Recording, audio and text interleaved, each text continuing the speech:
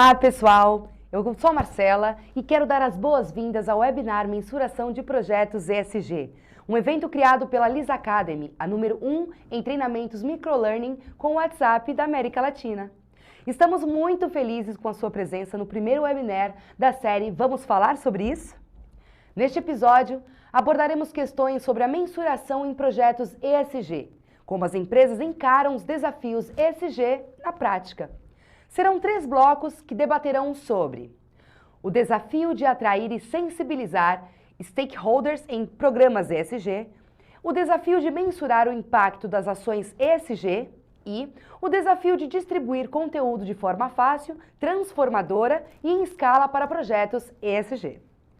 Nossos palestrantes são Felipe Paiva, coordenador de projetos da iFood, de Maurício Prado, diretor executivo do plano CDE. Para conversar com eles, convidamos Vanessa Campos, que é coordenadora das áreas de marketing, comercial e Customer Success do Brasil na Lisa Academy. Aproveita para seguir a gente e acompanhar as novidades.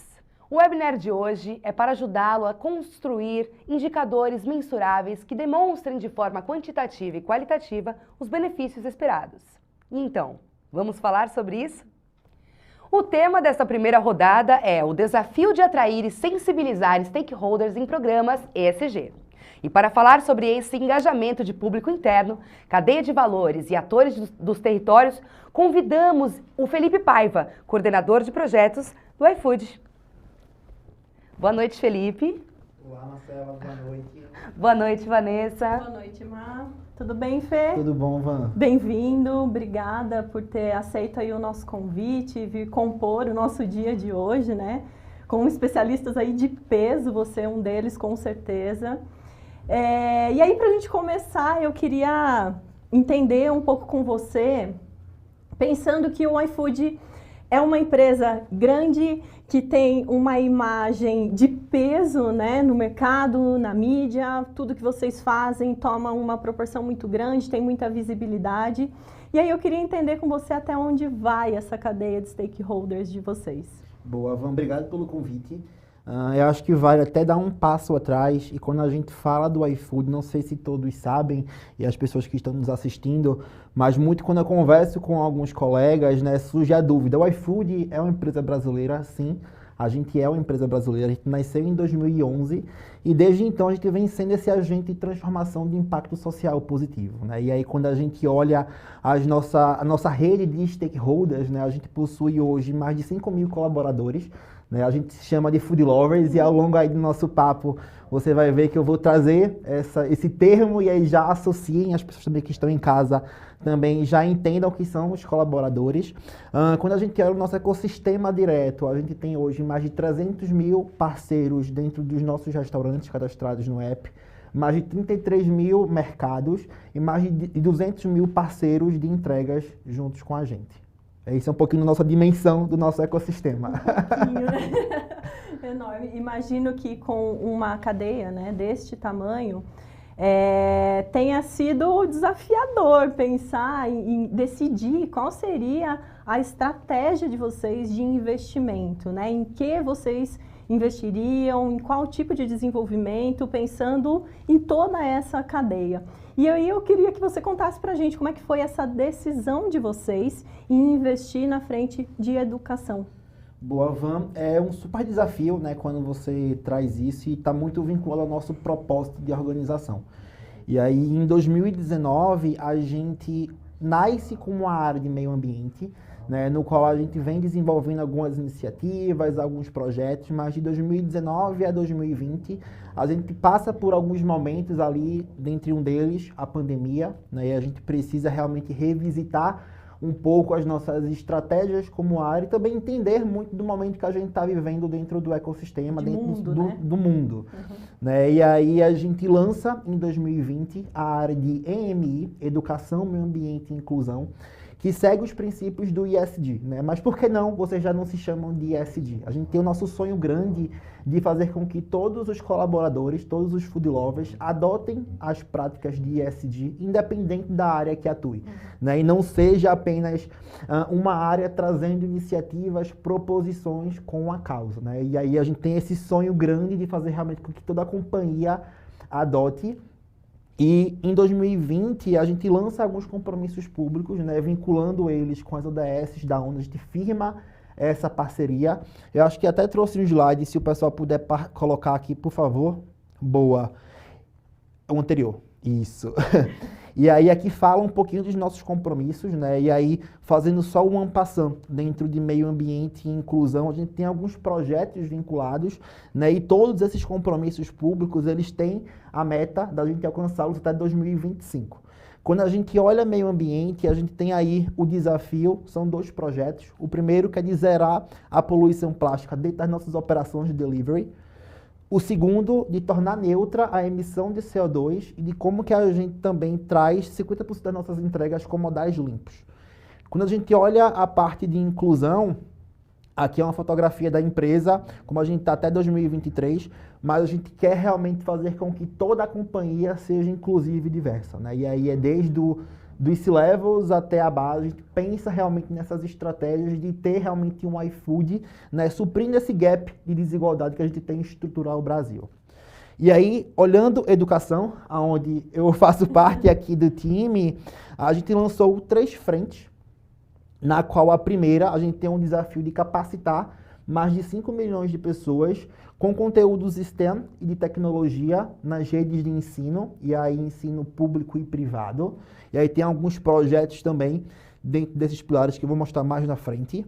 Capacitar mais de 5 milhões de pessoas com conteúdos relacionados ao futuro do trabalho e ao empreendedorismo. E de formar e empregar 25 mil pessoas de baixa renda e grupos subrepresentados em tecnologia. Um baita desafio. Enorme, né? Mas todos eles têm um propósito enorme, né? Fazem parte da nossa estratégia como organização, né? E todos eles estão alinhados, né? Desde o nosso core. A gente é uma empresa de tecnologia, né? A gente realmente nasce com esse mindset e quer cada vez mais trazer esse impacto social positivo para a sociedade. E aí quando eu falo dessas 3 frentes de educação, mas qual o problema que a gente quer resolver? Né? O que é que nos move, né, para que a gente realmente possa atuar para ter uma sociedade mais justa, igualitária, com oportunidades? E aí a gente olha 2 problemas, um que é o apagão tecnológico, né, de como que a gente consegue aí nesse gap mundial, né, que o apagão tecnológico é o quê? A gente tem vagas hoje dentro do mercado de trabalho e tecnologia, mas muito esse tabu de pessoas que não estão preparadas para assumir essas oportunidades. E também olhando a parte de desigualdade. E aí é de como que a gente consegue trazer educação de qualidade para essas pessoas, formando-as e colocando elas dentro aí do mercado de trabalho. E aí é quando a gente pensa na nossa jornada de educação, a gente trabalha desde a educação básica, a empregabilidade e renda, né, no qual a gente quer realmente beneficiar grupos subrepresentados com tecnologia, que tem tudo a ver aí com o que o iFood é desde o seu início. E é uma trilha completa, né? Porque Isso. A gente parte ali da educação básica mesmo até realmente colocar essa pessoa no mercado de trabalho e que ela possa ter retorno, né, daquilo que ela se preparou durante uma jornada toda. E aí até vale, pessoal, se puder compartilhar o outro slide. Boa. Aqui a gente tangibiliza, né, um pouco dos nossos pilares, né, e muito do que eu falei dentro das 3 frentes com os nossos projetos, né? E aí quando eu falo dentro de educação básica, a gente quer preparar a base e despertar o interesse de tech. Ou seja, desde o início ali, quando está começando a entender mais sobre as oportunidades no mercado de trabalho, a gente já começa a introduzir, né, esses conteúdos com alguns projetos que estão aí dentro do slide. Quando a gente olha a parte de preparar para o futuro do trabalho, é de como que a gente consegue também dar acesso a esses conteúdos, a habilidades, ao letramento digital. E o terceiro, de formarmos e empregarmos, é quando a gente leva toda a nossa expertise de tecnologia, formando essas pessoas para que elas possam se tornar pessoas desenvolvedoras e aí se alocando dentro do mercado de trabalho de acordo com as suas variações. E aí é um pouquinho do que a gente tem de projetos. Caso queiram conhecer, é só acessar também aí o nosso site, o site desses projetos. Depois eu posso compartilhar o link com vocês, mas que é o que a gente vem como atuação aqui dentro de educação. Ótimo, Fê, incrível assim conhecer esses pilares, né, de vocês e ver como isso realmente contribui para uma transformação de mundo, né? Aquilo que a gente estava falando um pouquinho antes de entrarmos aqui ao vivo é a corrente do bem. E enxergar o ponto de partida, o momento em que vocês decidem, como vocês tomam essa decisão e o impacto disso no mundo é muito legal, né? É muito legal fazer parte disso também junto com vocês. E aí eu imagino que tenha, né, que exista uma responsabilidade muito grande em comunicar tudo isso que vocês fazem, como vocês fazem, por que vocês fazem, para essa rede toda que está envolvida. E aí eu queria saber se existe uma estratégia de comunicação que seja diferente para cada uma dessas frentes que vocês se relacionam aí no meio dessa jornada, né? Com essa rede de stakeholders de vocês, se existe uma estratégia diferente de comunicação com cada um deles. Faz parte da nossa cultura ser transparente em todas as nossas comunicações. Né? A ideia é que a gente comunique tudo o tempo todo, né? E que a gente construa realmente as melhores estratégias que sejam eficientes nas mensagens que a gente vai querer passar ali de acordo com os nossos stakeholders. E aí, olhando, né, posso dizer assim, os 3 grupos, investidores, colaboradores internos, clientes e sociedades, a gente sim tem toda essa estratégia de comunicação. Quando a gente olha para os nossos investidores, a gente tem reportes mensais, né, de como andam esses desenvolvimentos em relação às ações, o que foi que deu certo, o que é que não foi, o que precisa ser ajustado, enfim, todo esse reporte mensal ao board. Quando a gente olha nossos colaboradores internos, né, tudo que a gente comunica para a sociedade, primeiro a gente comunica internamente, para que realmente todos se engajem pela causa, saiba do que está acontecendo dentro das nossas iniciativas. E aí tem alguns canais que nos ajudam a fazer isso acontecer, né? A nossa ferramenta interna de comunicação, que é o Slack, o Workplace, que é o nosso canal ali de trazer comunicados via texto, via vídeo, transmissões das lives com o nosso CEO, né? Toda essa preocupação desse engajamento realmente é uma causa que a gente tem como estratégia, e sermos mais capilar possível é onde a gente consegue cada vez mais alcançar os nossos objetivos, né? Fora isso, essas comunicações, a gente também tem alguns trabalhos voluntários, né, no qual a gente convida os food lovers a se candidatarem para participar também desse movimento, né? Então, não quer apenas informar, mas também quer fazer com que eles façam parte, né, dessas iniciativas. A gente fala muito isso internamente, né? Os projetos que a gente desenvolve não são apenas de educação de EMI, é de toda a companhia, né? Quanto mais a gente conseguir engajar essas pessoas, mais a gente vai ter sucesso, mais rápido vai ser chegar lá nos nossos compromissos. Exato. E com a sociedade funciona da mesma forma, né? A gente tem hoje alguns canais oficiais de comunicação, o iFood News, também caso vocês queiram acessar, também é só colocar iFood News lá no Google, que lá tem todas as nossas comunicações, nossos relatos de transparência, né, no qual a gente realmente faz todo esse reporte também para a sociedade, né? A gente quer realmente ser essa empresa transparente, né, dentro das nossas ações, das nossas iniciativas. E também dentro do app, a gente também tem alguns programas ali no qual a gente quer fazer com que a sociedade não seja apenas passiva de receber a informação, mas também que participe, que se envolva, né?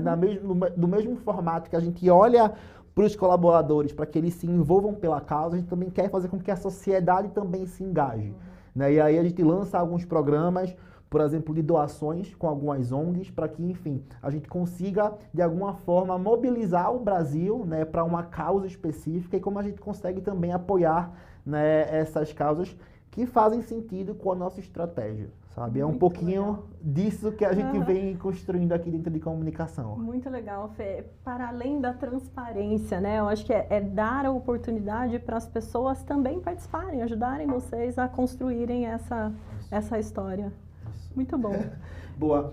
Até antes, não sei se vamos finalizar, mas eu trouxe um vídeo que eu acho que tangibiliza um pouco o nosso propósito, né, de um dos nossos projetos. O que eu trouxe hoje é o Potenciatec, que é a nossa plataforma que é responsável por formar e empregar 25 mil pessoas de baixa renda e grupos subrepresentados em tecnologia. E aí eu queria passar aqui para que, enfim, as pessoas comecem a conhecer mais, né, sobre as nossas iniciativas. Eu acho que esse também faz super sentido para o papo de hoje. Muito bom. Vamos lá.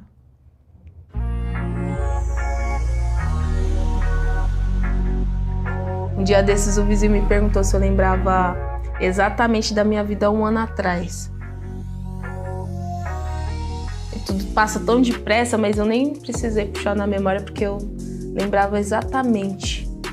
Nossa, eu não estava feliz com o meu trabalho, eu não conseguia engrenar nos estudos, sabe aquela sensação de você olhar pra frente e não ver nada?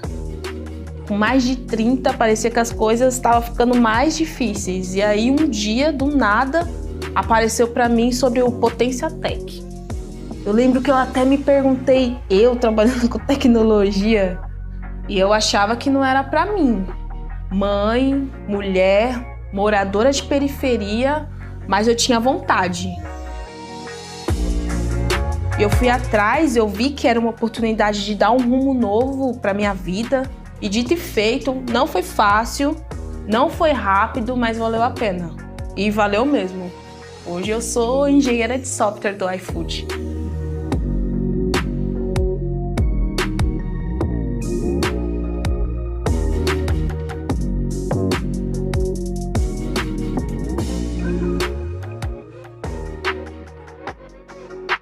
Essa história que eu contei é real.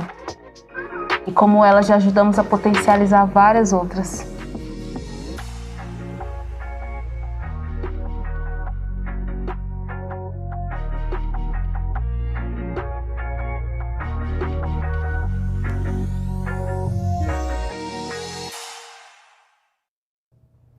Que lindo, Fê. Dá até um quentinho no coração, né?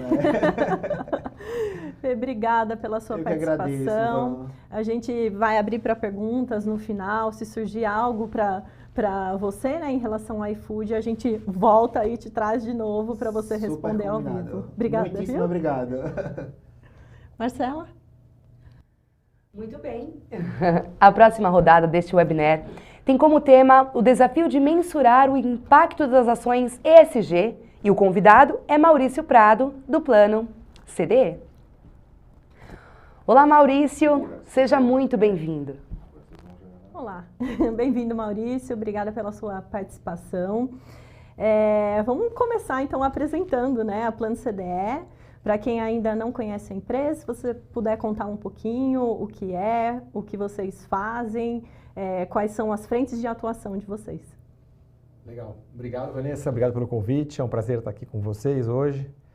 A Plano CDE é uma empresa de consultoria e pesquisa que tem 14 anos. Nós somos um grupo de antropólogos, sociólogos, economistas e a gente faz pesquisa, inicialmente focado nas classes C, D e E, por isso que é o nome Plano CDE.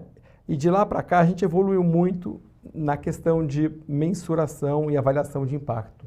Como a gente fazia muita pesquisa ligada a impacto social, um dos nossos maiores clientes eram institutos e fundações, a gente foi evoluindo nessa parte de mensuração e avaliação de impacto. Então hoje a gente trabalha para clientes como o Nubank, o próprio iFood, Heineken e também institutos como o Itaú Social, Fundação Roberto Marinho e Fundação IOSP. Então, fazendo pesquisa, mas também fazendo muito consultoria de avaliação. A gente tem visto que as empresas estão começando a juntar a parte do SG, do negócio, com os institutos. Então, eram coisas separadas e isso está se juntando numa estratégia única. A gente está ajudando algumas organizações a juntar essa mensuração do S, do instituto e do negócio numa coisa só, que acho que é meio que a tendência para o futuro. Imagino que você tem aí um leque amplo, né, assim, de atuações, de demandas específicas que esses institutos ou empresas ou mesmo as áreas, né, de responsabilidade social dentro das empresas tenham como demanda e tragam isso para vocês. Mas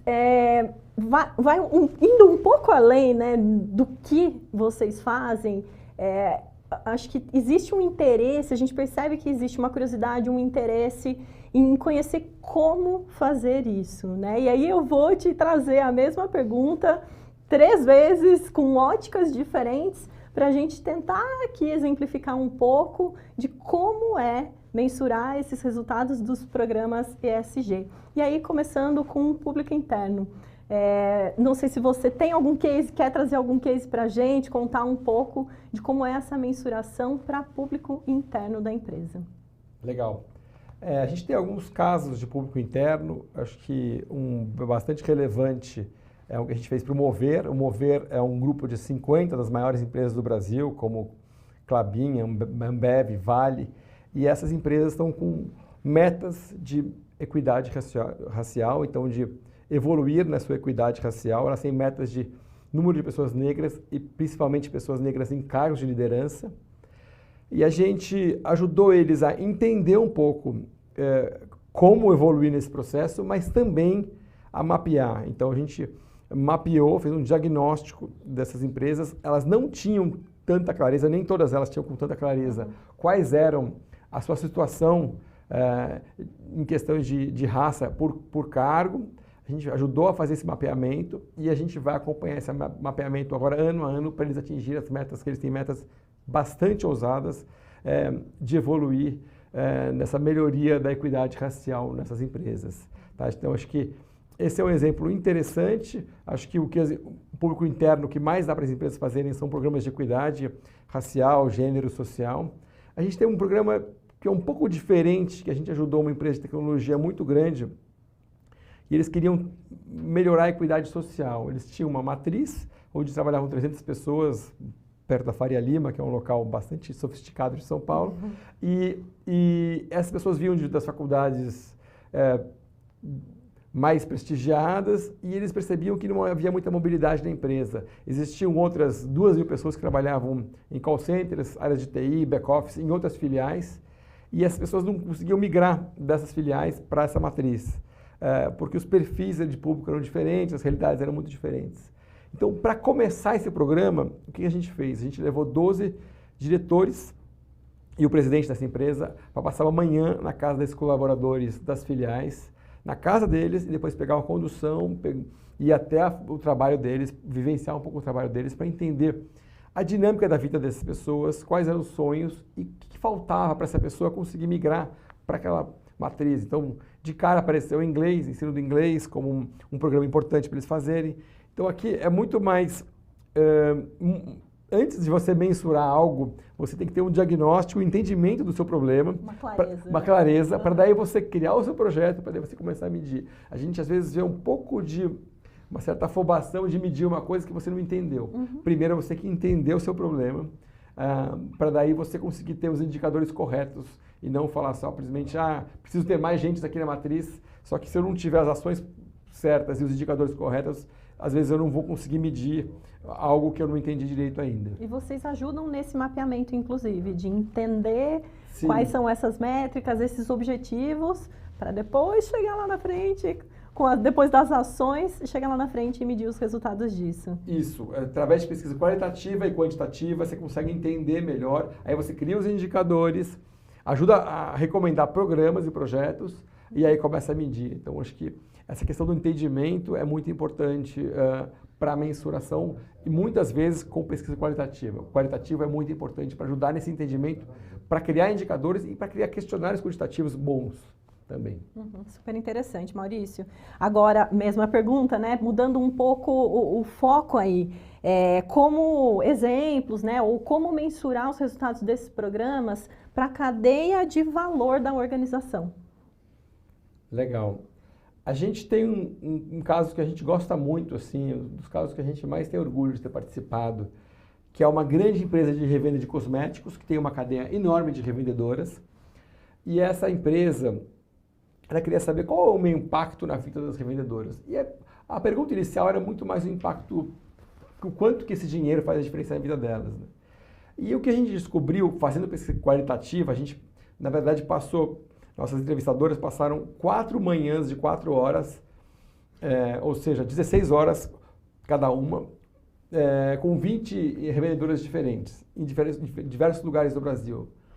E falou-se de saúde, falou-se de vida familiar, falou-se de renda.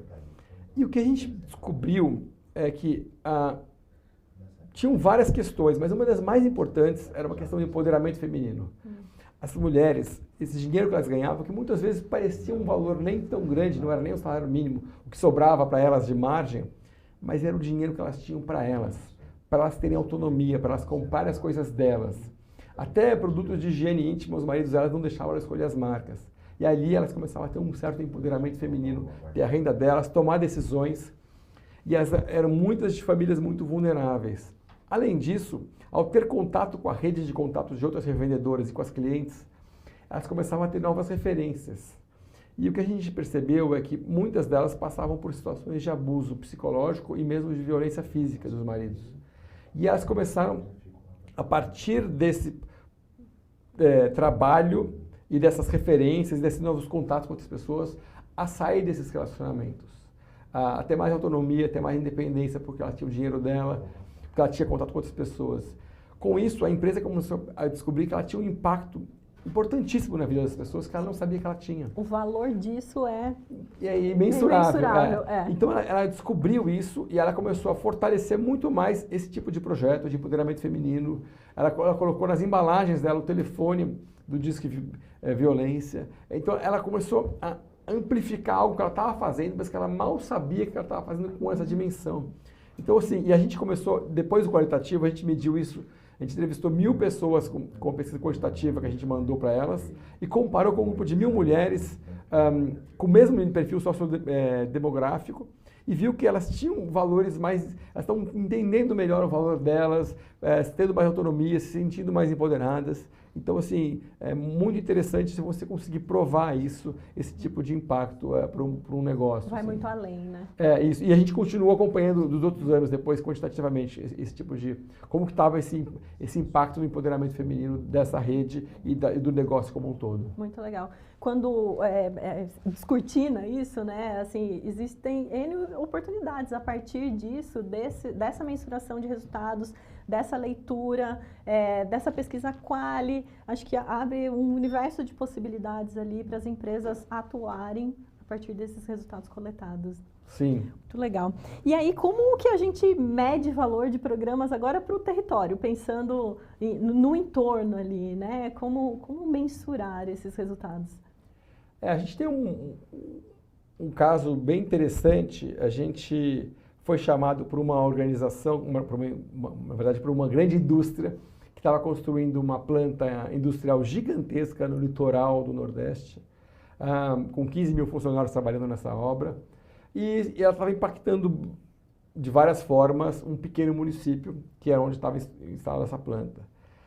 E primeiro a gente criou indicadores, a gente se baseou nos princípios do Equador, são princípios do Banco Mundial para grandes instalações. Então, acho que uma das questões é como que eu crio os indicadores, como no caso do iFood, a gente tem as ODS, o ODS é um caminho também, como que eu crio os grandes macro temas, transformo isso em indicadores, a teoria de mudança do meu projeto, e depois eu vou ter que transformar isso numa coisa mais prática, que é aplicar questionários. Então a gente fez pesquisa qualitativa com 12 grupos de populações do local, então a gente definiu populações, eram os pescadores da região, os quilombolas, mas também os microempreendedores, os profissionais de governo, professores de educação básica, e a gente fez pesquisa qualitativa, depois criou um questionário para cada um desses grupos, e aí aplicou mais ou menos 100 entrevistas com cada um dos grupos, dos 12 grupos de perfis, por 3 anos, acompanhando o que está acontecendo. Aquela instalação daquela empresa ali mudava muito o cenário local, trazendo oportunidades, mas também com questões de mudança de contexto que precisavam ser mitigadas. Eles levaram vários projetos sociais também para o território, então eu tinha o desenvolvimento econômico trazido pela planta, eu tinha questões de mudanças ambientais e eu tinha projetos sociais novos atuando ali. Eu precisava medir tudo aquilo, então a gente, com questionários quantitativos, a gente foi medindo isso ano a ano, nos 3 anos, com esses 12 públicos, criando réguas e vendo o quanto de indicadores para ver quanto que estava melhorando em cada um dos indicadores, dos quesitos, nesses 3 anos, a partir de tudo que aconteceu nesse território. Bem interessante e dá para saber onde atuar mais, preciso de mais um projeto social aqui, preciso fazer um pouco mais disso aqui, isso que está incomodando. Então, você consegue, através de mensuração, definir as suas atuações, onde eu tenho que atuar mais. As próximas estratégias, próximos passos. Exatamente. Muito legal. Bacana, Maurício. Obrigada pela sua participação. No final, a gente vai abrir para perguntas. Pode ser que surjam, né, mais algumas dúvidas aí sobre mensurar esses resultados. E aí, te convido para voltar um pouquinho depois com a gente. Tá ótimo, Vanessa. Muito obrigado. Foi um prazer estar aqui com vocês. Obrigada. Marcela? E para encerrar o primeiro episódio da série Vamos Falar Sobre Isso, convidamos Eduardo Parente, CEO e sócio da Liz Academy, para falar sobre o tema O Desafio de Distribuir Conteúdo de forma fácil, transformadora e em escala para projetos ESG. Olá, Eduardo! Oi, Edu, bem-vindo. Oi, Van. É um prazer ter você aqui com a gente. Para a gente começar, né, trazendo um pouco aí da vivência, a experiência da Liz, como a gente está acostumado a trabalhar com os programas de ESG, eu queria que você contasse um pouco sobre, na sua percepção, pela história, né, da Liz, o que você enxerga como os principais desafios de escalar esses programas, de distribuir conteúdos em programa ESG. Legal, Van. Bom, boa noite a todos. A Liz é uma EdTech, né? Então, distribuir conteúdos é um desafio diário nosso. E o que a gente vê, né, é uma questão que ocorre muitas vezes. Nem sempre algo que a empresa quer comunicar necessariamente está naquela linha de frente do desejo do público-alvo. Um pouco até o que o Maurício, né, trouxe, né?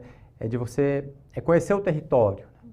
Então, a empresa ela tem que gastar um tempo ali tentando entender também o que o público deseja e de alguma forma tentar encontrar um caminho em que gere valor para todos, né? Ainda mais no S, né? Então, minimamente, você tem que gerar valor para mais stakeholders. Entender essa demanda para poder fazer uma boa oferta, uma oferta que esteja alinhada a essa demanda e expectativa. É isso, porque mesmo a gente, assim, no dia a dia, a gente faz treinamento ou porque a gente é obrigado a fazer, né? Você é obrigado a fazer algum curso, ou porque você reconhece que esse treinamento vai te trazer algum benefício, né? Lá na frente ele pode te beneficiar. Então, a mesma coisa são os programas ESG. O público tem que perceber que tem um valor ali. E isso, né, quando a gente pensa nos programas, a gente pode ter várias ferramentas e formas de tentar trabalhar isso com o público. Então, como mobilizar esse público, como que você vai usar de ferramentas de comunicação, como que vai ser o processo de inscrição, se vai ser fácil, se vai ser complexo. O conteúdo, os primeiros segundos, né, de um treinamento, você já ali mostrar que tem um valor para o público naquele momento. E, então, isso também, você pode usar várias ferramentas, né, de neurolinguística, neuroaprendizagem. Então, você pode trazer, às vezes, pode usar humor, pode usar um sentimento de perda ou escassez, influência social. Então, tem várias formas assim de conseguir capturar esse interesse do público. Mas isso, tem que ter um valor ali. Sim, tem que entregar esse valor logo. A pessoa tem que perceber já esse valor logo de cara, né? Logo na entrada. Você tem algum case para contar pra gente? Tem vários, né? Mas teve um assim que foi assim desafiador, né? A gente fez um projeto pro pessoal da Egea, que é a maior empresa de saneamento privado aqui do Brasil. E o interesse deles era fazer um programa principalmente com jovens falando de saneamento, né? Falando de educação ambiental. E o jovem, assim, ele tem muitos estímulos, né? São muitas coisas chamando ele. Então, como atrair esse público para um programa, né, um treinamento sobre educação ambiental e saneamento. Não é talvez a primeira opção do jovem. Então, o que a gente usou ali de ferramenta nesse caso? A gente produziu videoaulas, uma trilha, né, formada por 5 videoaulas. Eram conteúdos bem curtos, bem assim, estilo TikTok, né? Então, vídeos de 2 minutos, um apresentador jovem, usando bastante de humor. O apresentador conversava com ele mesmo, com bastante animação. Então, foi dessa forma, assim, muito de capturar e engajar pela forma, né? Então, e ali, assim, encantar o jovem para ele ficar até o fim e realizar esse treinamento. Um outro caso legal é um projeto que a gente fez para o pessoal do Instituto Natura, o objetivo era educação financeira, que é um tema árduo, né? E, como eu falei antes, né, como é o S, né, então a gente analisa, a gente sempre conversa com o público-alvo. Entender também o lado deles, qual que é a relação deles com esse conteúdo. E a gente viu, assim, né, conversando com algumas consultoras, que o objetivo delas era vender mais. Né? Então, como alinhar esse objetivo da empresa de levar uma capacitação em educação financeira com o objetivo da consultora, que era aumentar a sua renda. Então, a gente montou um programa chamado Vida Financeira Melhor. Então, ali a gente conseguiu unir os dois objetivos. E a gente começava muito provocando essa consultora a ter um objetivo de conquista. E aí, as primeiras aulas, a gente falava, assim, de técnicas de venda. E aí, só na sexta aula que a gente vinha, assim, com a temática de educação financeira mesmo. Então, ali a gente já tinha ganhado a confiança, já tinha conseguido o interesse, e aí a gente veio trazendo, assim, o objetivo que era da empresa. Então, um pouco outro exemplo, né, de como você encontrar objetivos comuns no final para poder gerar valor para todos. Muito bom. E a gente tem dois grandes desafios aí, né? Que, primeiro, você chegar até esse público, né, voltando um pouco ali no exemplo dos programas do iFood, então, como chegar nas pessoas que possam ter interesse nesses conteúdos, nessa trilha, nessa formação, visando ali a empregabilidade no final. Então, um primeiro ponto, um primeiro desafio seria essa mobilização, mas também como manter esse público engajado. Uma vez que se inscreveu, entrou, enxergou ali um valor já nos primeiros contatos, quais estratégias a Liz, né, aplica, e com base na sua vivência também, como a gente mantém esse engajamento desse participante do início ao fim dessa jornada? Legal, Van. Bom, também tem alguns formatos, né? Mas o que a gente vê que é um dos grandes desafios, principalmente quando você vai trabalhar com um público que às vezes está disperso geograficamente, né? Às vezes é um público que não tem desktop, não tem um computador para fazer um treinamento online, então ele está disperso, então você não consegue trazer para uma sala de aula. Ele não tem um computador, então você não consegue fazer um treinamento tradicional online. Então, você tem um tema interessante, você tem um público, e aí como isso, trazer ele e conseguir que ele consuma. Então, aqui na Liz a gente usa muito os aplicativos que estão na mão das pessoas no dia a dia. Então, a gente realiza treinamentos usando muito o próprio WhatsApp, às vezes o Microsoft Teams. Porque aí sim, né, você consegue ter esse lado super democrático de alcançar as pessoas dentro do smartphone, que 95% da população dos domicílios brasileiros tem um smartphone. Praticamente todos esses smartphones têm um WhatsApp instalado, mais que 95%. Então, é uma forma super democrática de levar conteúdo e fazer com que as pessoas, né, recebam esses conteúdos.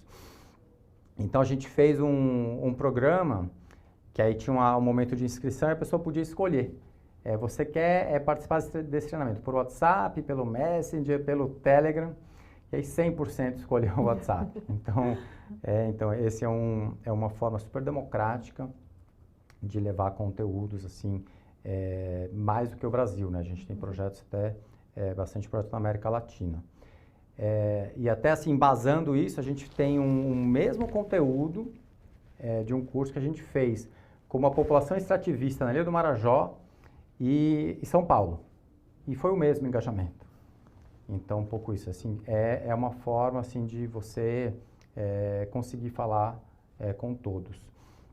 Então, acho que alcançar o público, assim, é um desafio que a gente consegue resolver. Uhum. Eu acho que dentro do que você perguntou, acho que mobilizar, atrair, talvez seja o ponto mais desafiante do que manter, né, engajado e participando. Porque isso aí é gerar valor, né? Mostrar que tem valor e aí o pessoal permanece. Legal. Pensando nessa jornada aí como um todo, né? Despertamos esse interesse, mobilizamos, trouxemos aí para dentro dessa jornada, usamos de estratégias, né, para manter esse engajamento, essa pessoa interagindo, participando até o final dessa jornada. E aí, como é que a gente mede? Que é a nossa grande cereja do bolo, né, do dia de hoje. Como medir esses resultados? Como a Liz vem medindo e apresentando esses resultados? Bom, eu acho que medir é mais do que a cereja do bolo, assim, que a gente brinca, é a cobertura, né? Porque é ali onde vai estar onde você vai realmente mostrar que aquele programa, ele alcançou, né, um objetivo. Então, a gente vê que a medição não é algo que se pensa só no final. Os indicadores, né, os KPIs, eles têm que ser trabalhados desde o início de um programa ESG. Então, tem que estar dentro da estratégia da empresa, né? Assim, que ponteiro a gente quer mexer. Isso tem que ser pensado lá no começo. Para o conteúdo todo trabalhar para mexer esse ponteiro aí no final, qualquer que seja, né?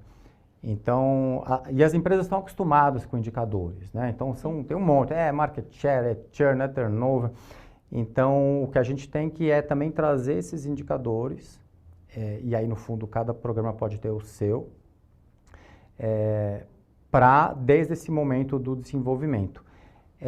Então, assim, vou dar algum exemplo bem simples. Se a gente quer medir, por exemplo, uma capacitação para melhorar um conhecimento. Então, a gente pode fazer uma pergunta antes e repetir essa pergunta depois de uma capacitação e ver se houve uma evolução ali. Então, são muitas formas de medir.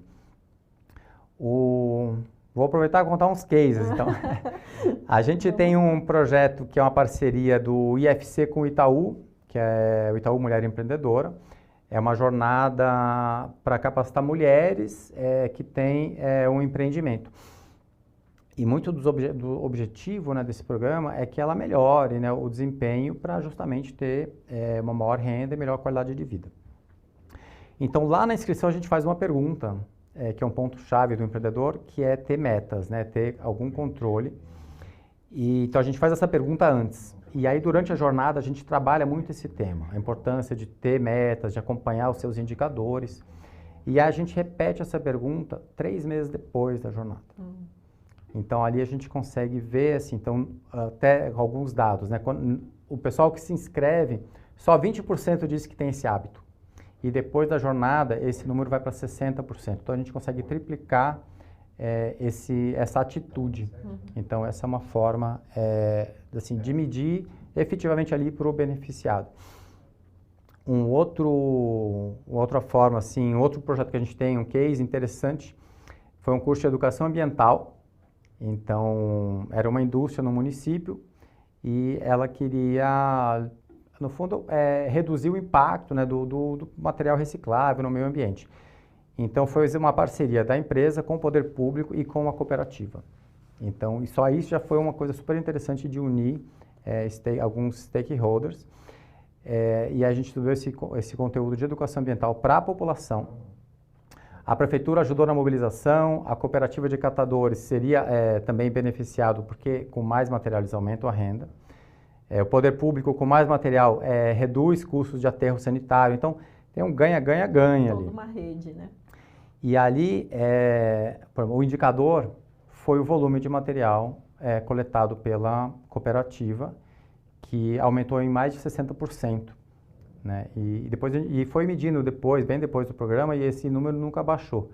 Então, essa é uma forma também super legal de mensurar. Né? Então, o objetivo era esse, vamos medir na prática o que a gente conseguiu mexer ali realmente de material. Então, mas...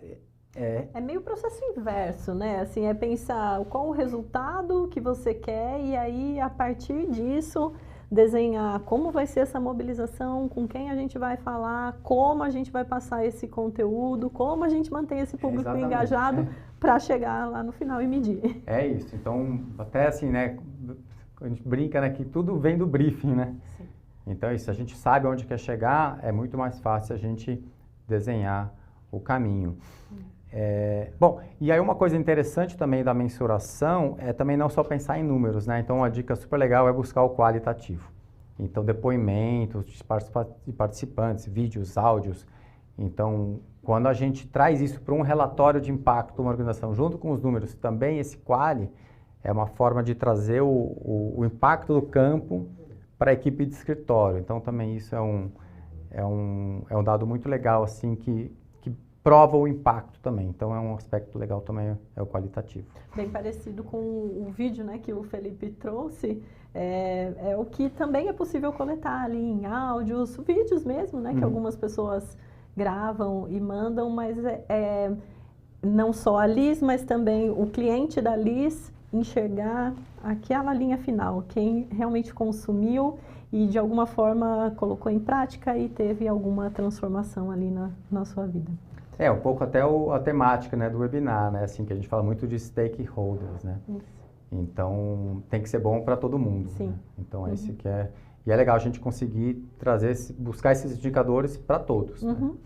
Mostrar esse valor para toda essa cadeia. É isso. Muito bom. Obrigada, Edu. Bom. Antes de encerrarmos, gostaríamos de te oferecer uma demo gratuita do nosso produto Alia, uma demo gratuita do nosso produto Lume, além de uma consultoria personalizada com o nosso time, para encontrar soluções de como aplicar o microlearning na sua empresa.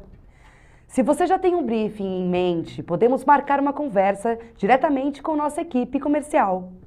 Além disso, enviaremos um material preparado especialmente para você, o Guia Completo LIS ESG, que traz de forma simplificada os principais desafios da área, detalhando importantes cases de sucesso.